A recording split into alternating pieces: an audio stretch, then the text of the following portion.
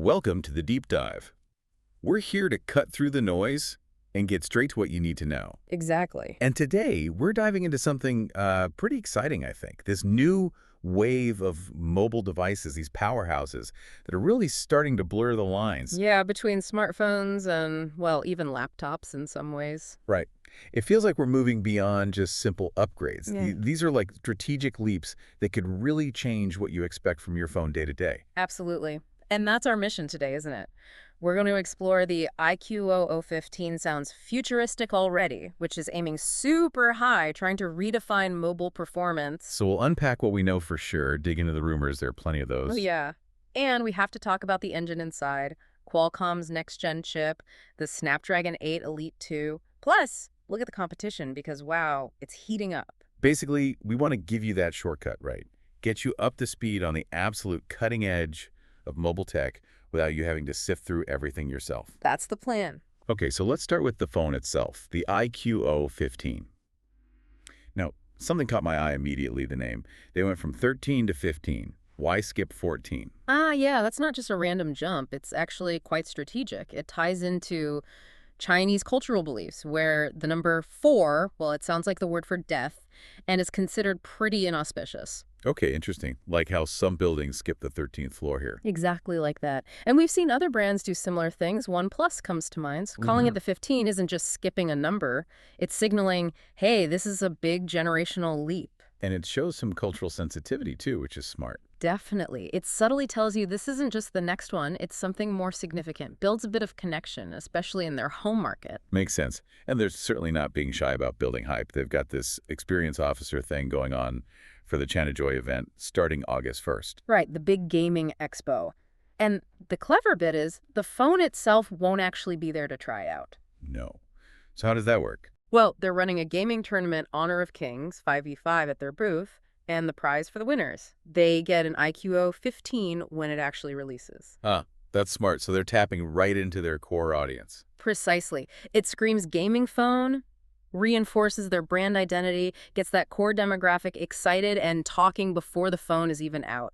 It's about grabbing that early mind share. And a huge part of that early buzz, I guess, is being one of the absolute first phones to pack this new Snapdragon 8 Elite 2 chip.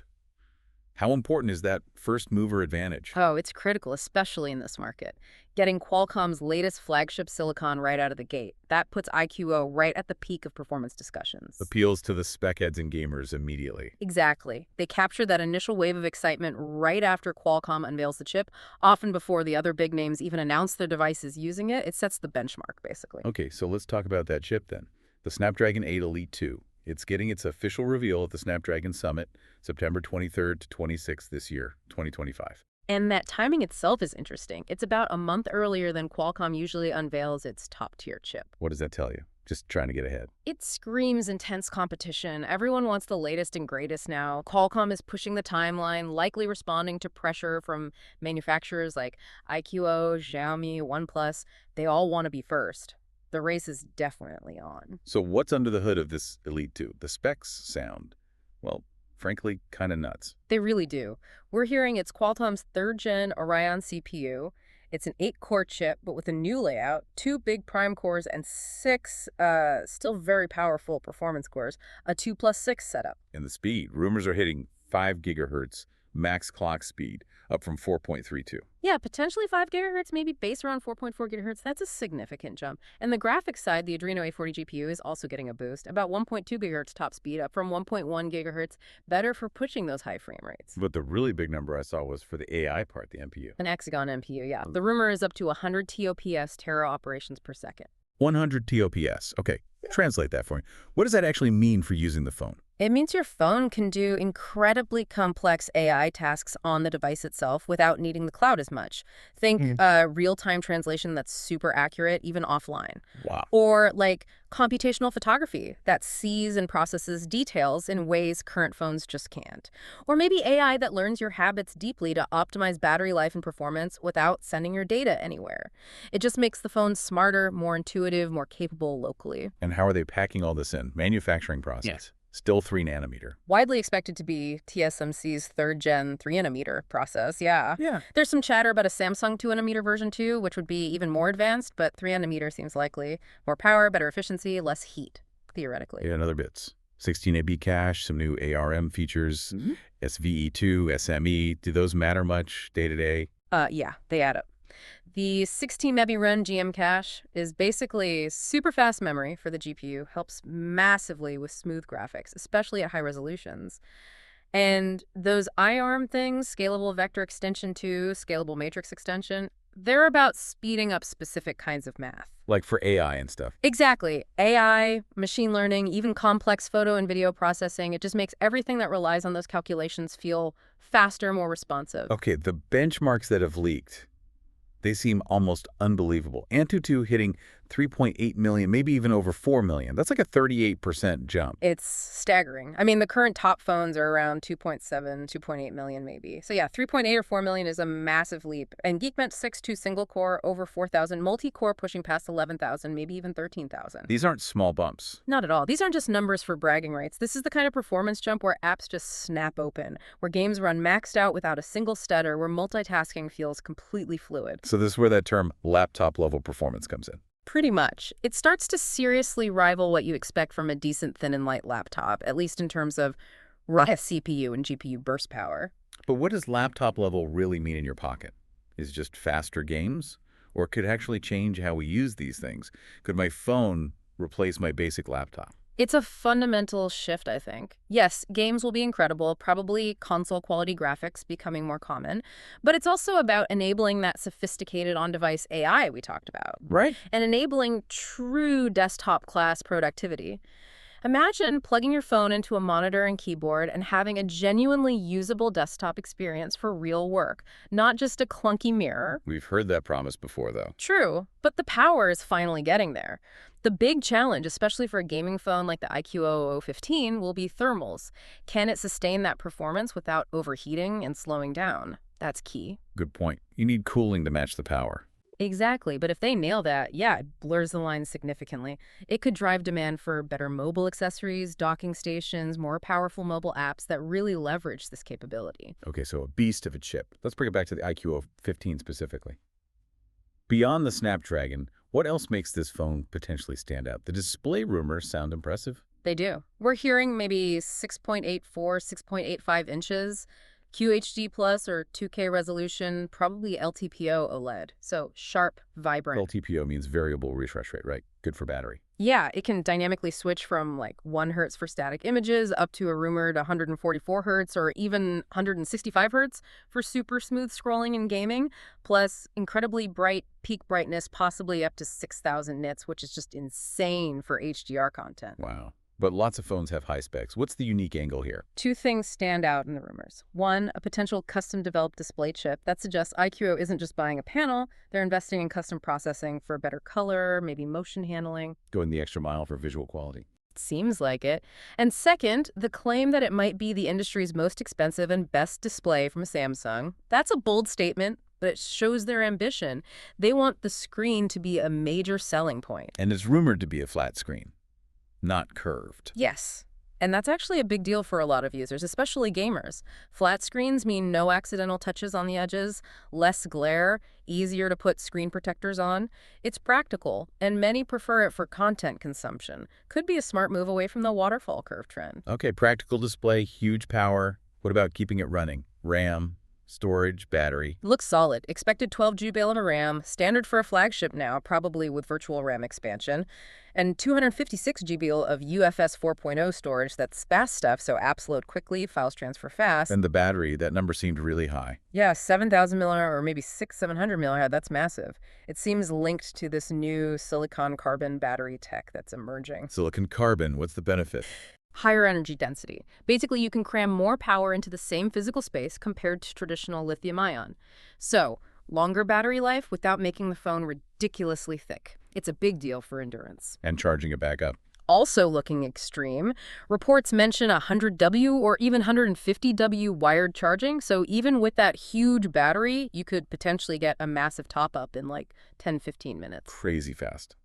Okay, cameras. Is it just a gaming phone, or does it have decent optics too? Seems like they're aiming for versatility. The rumors point to a triple 50-megapixel setup on the back. Main sensor, a 3x periscope telephoto noted as a mid-size sensor, so maybe not the absolute biggest, but still 50 MP and an ultra-wide.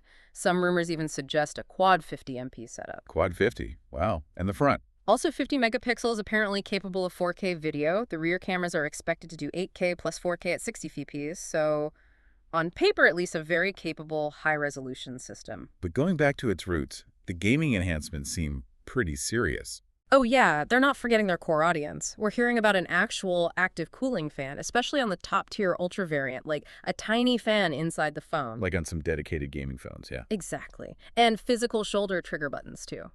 These aren't just software tweaks, they're hardware features specifically for gamers aiming for sustained high performance without throttling and better control. That really carves out their niche. And the rest of the package, all the usual flagship stuff. Pretty much checks all the boxes. Ultrasonic fingerprint scanner under the display, wireless charging, maybe 50W on the Pro model, high water and dust resistance, IP68 and IP69. IP69, isn't that like resistance to high-pressure water jets? Yeah, it's an extra level of durability.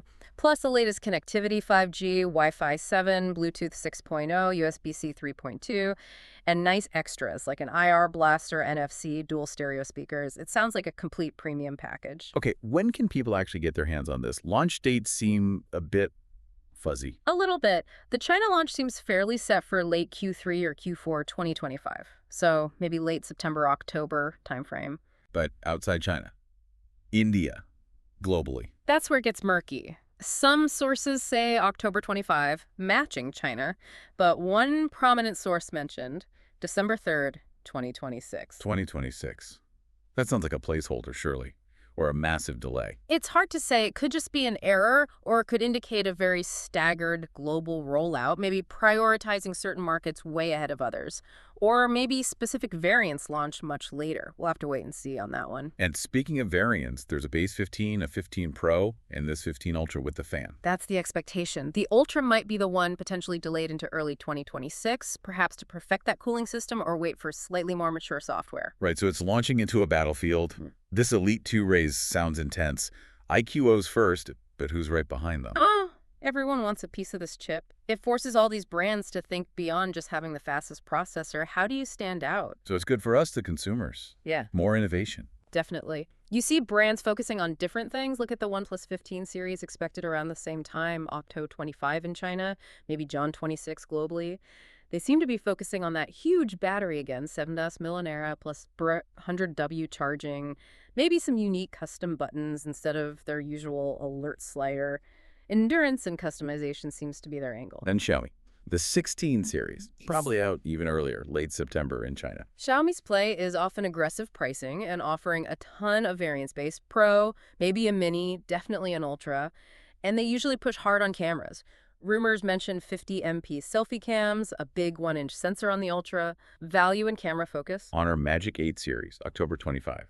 Their differentiator seems clear. Cameras, cameras, cameras. They're talking crazy resolutions. A 200 MP periscope telephoto, maybe dual 200 MP sensors. They're targeting photographers heavily. Realme GT8 Pro, also around subtalked. Fewer specific details leaked there, which often means Realme is focusing on delivering that raw performance at a potentially very competitive price point. The value flagship angle. And the most direct competitor for the iQOO 15's gaming crown. Probably the Nubia Red Magic 11 series. They're always early adopters of the top chips, and they go all in on gaming hardware. Expect similar crazy benchmark scores, shoulder buttons, maybe an even more aggressive cooling fan.